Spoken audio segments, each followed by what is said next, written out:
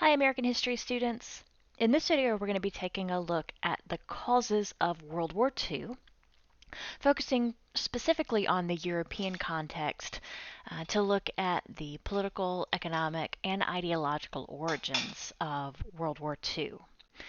In later videos, we'll be taking a look at American involvement in the war, but for now, let's just kind of start with how it came about, how it originated. So to do so, we want to jet back across the Atlantic Ocean to Europe and pick up where our story left off. Now, the last time we talked about Europe, we did so in the context of the end of World War I. World War I had ended in an Allied victory, and so the Allied powers won, the Central powers lost, and the peace process that ended World War I was known as the Peace of Paris of 1919. It was negotiated at the Palace of Versailles, just outside of Paris, and was dominated by the so-called Big Four. Now, the Big Four is a term that refers to the four dominant powers, or the four dominant countries within the Allied powers and their leaders, and that included David Lloyd George of Great Britain, Vittorio Orlando of Italy, Georges Clemenceau of France, and Woodrow Wilson from the United States. Now, you'll remember from our discussions of the Peace of Paris that there was kind of this gap or this divide between the European leaders, David Lloyd George, Orlando, Clemenceau, and the American leader Wilson. Wilson had been dominated by a sense of what many have called Wilsonian idealism, as outlined by the 14 points. And there were a few key points that we kind of talked about in the context of Wilsonian idealism, and those were things like national self-determination, and that was a call for an end to empire. Open diplomacy, an end to these secret alliances that had characterized Europe prior to World War I. Arms reduction, no more of these arms races that had driven competition between Germany and Germany and Great Britain, and a collective peacekeeping force, a body known as the League of Nations that would be designed to end disputes or to settle disputes without war. Wilson would push for many of these points, calling for a peace that could avoid future wars. The European leaders, on the other hand, were a little more focused on retribution or maybe even revenge, just largely because they'd had very different experiences of the war. Remember that most of the fighting was actually done on European territory, and so they had suffered the greatest destruction. And they needed or wanted someone to pay, and that someone was going to be Germany. So, in some ways, Wilson gets a little bit of what he wants, but in other ways, the 14 points were largely ignored by the Peace of Paris. So I want to talk a little bit about the Peace of Paris and a little bit more about how the problems that came out of the Peace of Paris would contribute to World War II. So let's start by talking about, kind of the end to empire, what Wilson called national self-determination. And what that amounted to in the Peace of Paris was a dismantling of the great empires that had predated World War I. So if you take a look at this map of Europe before World War I, you can see two large empires here operating in Europe, and those were the German Empire and the Austro-Hungarian Empire. So you've got the German Empire in the north, and you've got the Austro-Hungarian Empire just to the south of that. A little off screen, a little further southeast, was the Ottoman Empire, and those three empires are going to be dismantled by the Peace of Paris. The Big Four redrew the map of Europe so that it looked a little more like this. So you can see a few things that happened. Number one, Germany is significantly reduced in size. They lost a lot of territory in the east with the construction or the creation of Poland. They also lost some territory in the west and a little bit in the south.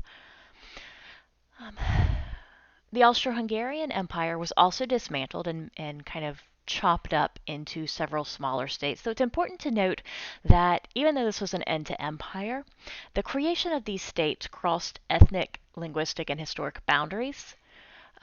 And so they created these new states, but without paying a whole lot of attention to existing tensions and strife in the region. And that's going to cause problems down the road as well.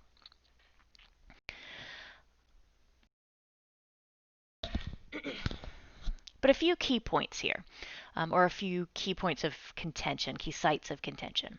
One was something known as the Polish Corridor. The Polish Corridor was the strip of land that connected the new state of Poland to the Baltic Sea.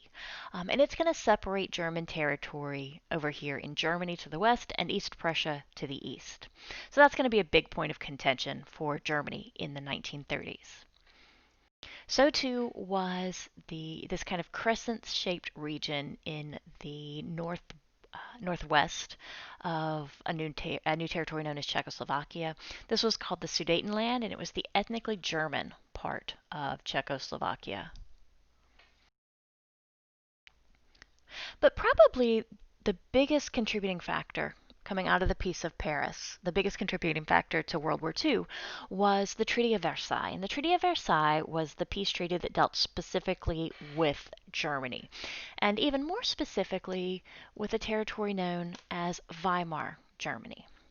So a big part of why Germany ended up, kind of losing the war, conceding the war, was an internal rebellion. There was kind of this internal mutiny and a civil war of sorts, a kind of a mini civil war of sorts that overthrew the Kaiser.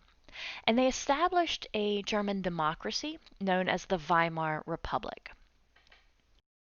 Now, you can see the Weimar Republic in this map.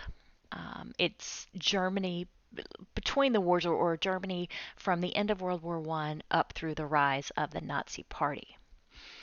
And the Weimar Republic was was kind of hindered right from the very beginning. It had problems right from the very beginning, is what I'm trying to say. In part because Germany didn't have any long historical tradition of representative government. There was no long held tradition of republicanism or of democratic involvement. Germany had historically been either broken up into smaller states. Prussia had been a very militaristic state, and Germany was an empire. So there's no long tradition of representative government working in this territory. So that created some suspicion right from the very beginning, as did censorship and propaganda during World War I. Despite the fact that Germany lost World War I, despite the fact that the Central Powers lost, German soldiers came back to parades that seemed to many to be almost like victory parades. Censorship and propaganda had shaped the war message so that it seemed like the war ended on equal terms. And many Germans didn't understand why Weimar Germany, why the leadership would accept such a humiliating treaty, such a horrible treaty as the Treaty of Versailles. And remember, the Treaty of Versailles had been designed to punish Germany and to cripple its response, or its ability to respond and rebuild. It had involved things like Article 231, the War Guilt Clause, which forced Germany to accept full responsibility for World War I, tremendous reparations in the amount of 132 billion gold marks. That was, by most accounts, virtually impossible for Germany to pay without crippling its economy.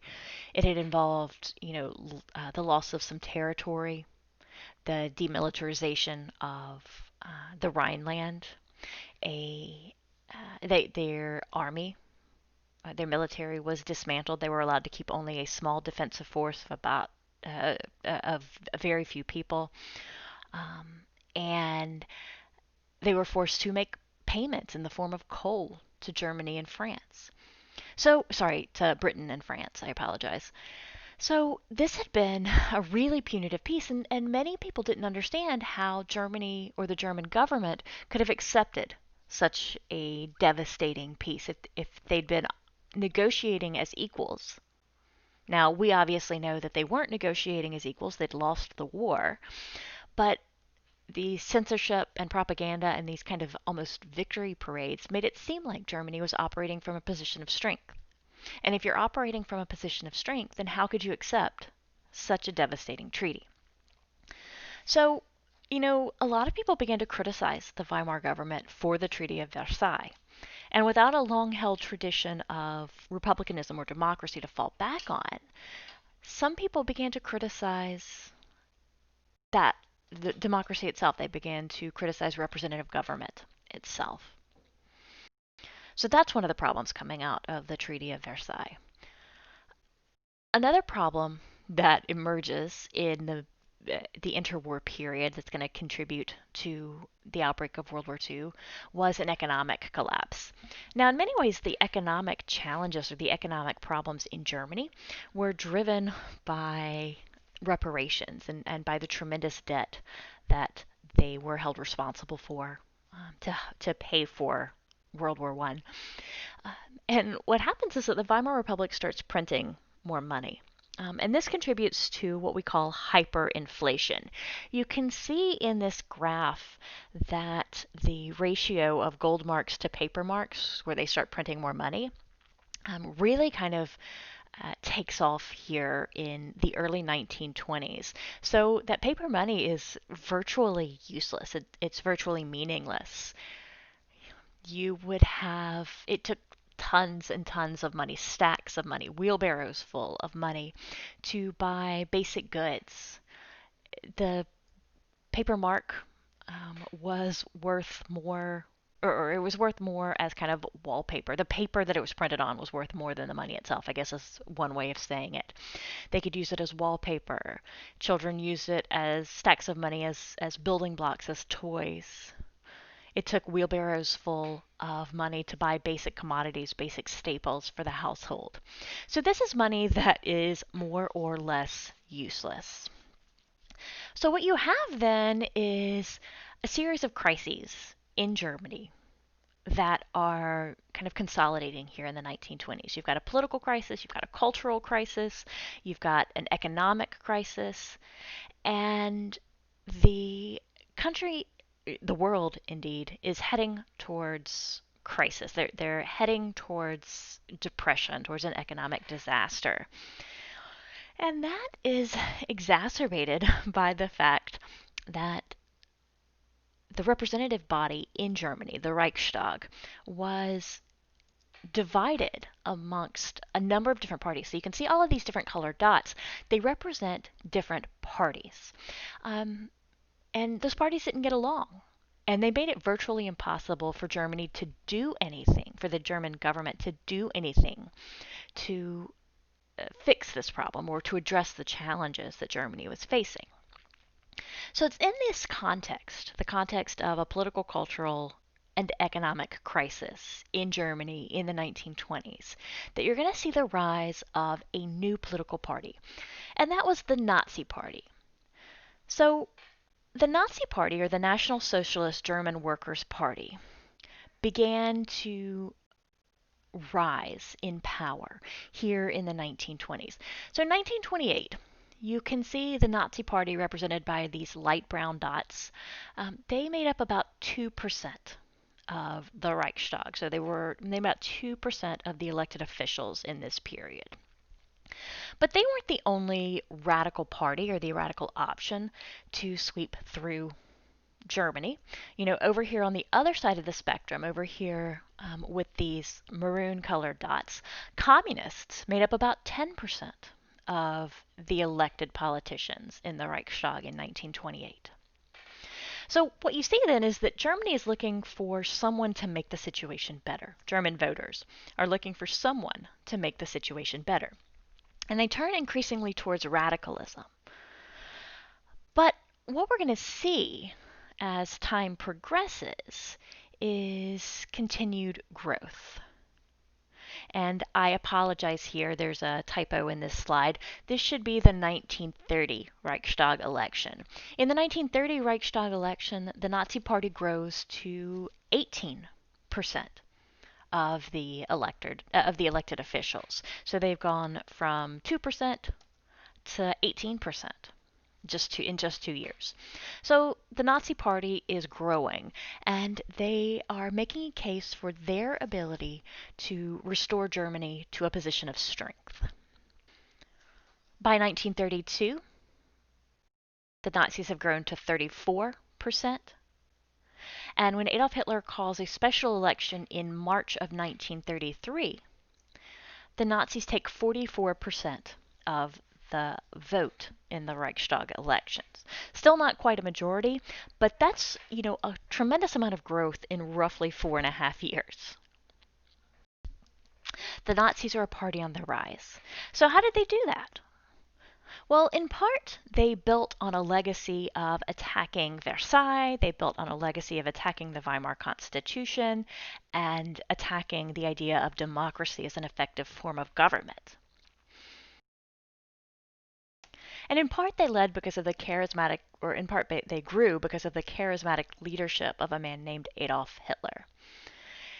Adolf Hitler was the head of the Nazi Party, and he would lead these kind of criticisms of the Weimar Constitution, criticisms of democracy, promised that he and the Nazis could restore Germany to a position of strength by rooting out internal enemies, by making kind of clear decisions, by engaging in an intense form of nationalism, and by using violence to silence dissent. He used mass politics and propaganda to his benefit, and was eventually able to pass the Enabling Act,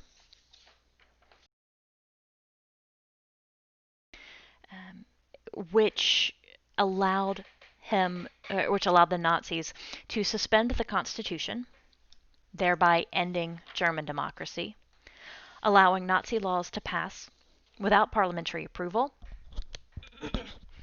and to usher in a period of authoritarianism in interwar Germany.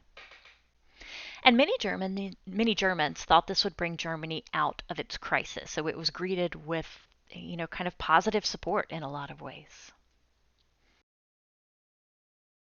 So how and why did the Nazis get so much support from everyday Germans, from German voters? Well, a lot of that can be brought down to the power and importance of propaganda, which was led by the Nazi Party's propaganda minister, Joseph Goebbels. And he, was a master of mass politics, kind of telling people what they wanted to hear, appealing to the masses, and was incredibly good at navigating propaganda. So the first thing that you have to note is that his message was very appealing to young people. 70% of Hitler's supporters were under the age of 40. They were generally young and idealistic. Hitler was supported by all classes. The largest number of his supporters came from the working class, but the middle classes were represented far above their relative proportion of the population. So he got support from all corners of society. He got support from men and women alike. They used mementos, commemoration, and propaganda. Developing a flag or developing a symbol known as the swastika. And the next several images, just as a warning, are going to include the swastika. But they developed the swastika as an image of the Nazi Party and put it on pretty much everything that would stand still. So you see it on flags, you see it on uniforms and marching flags, you see it on dishes, bunting for decorations, Christmas ornaments. So the swastika, which was intended to kind of be associated with the Nazi Party, was all over the place in interwar Germany. This was a way of kind of creating these mementos so that the Nazi Party and Nazi leadership were never out of mind. They established Hitler Youth groups to indoctrinate teenagers and start very, very young.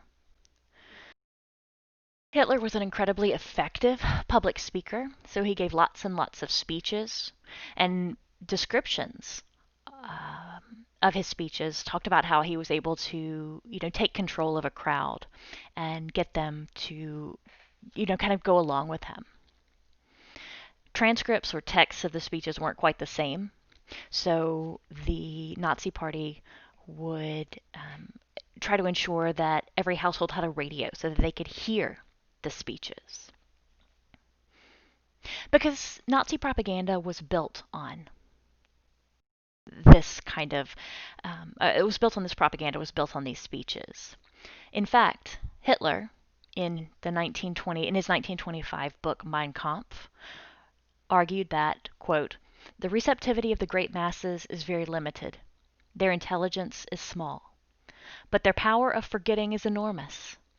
In consequence of these facts, all effective propaganda must be limited to a very few points and must harp on these in slogans until the last member of the public understands what you want him to understand by your slogan.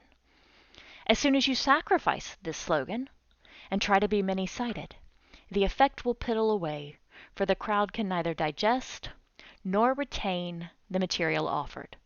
In this way, the result is weakened and in the end entirely canceled out.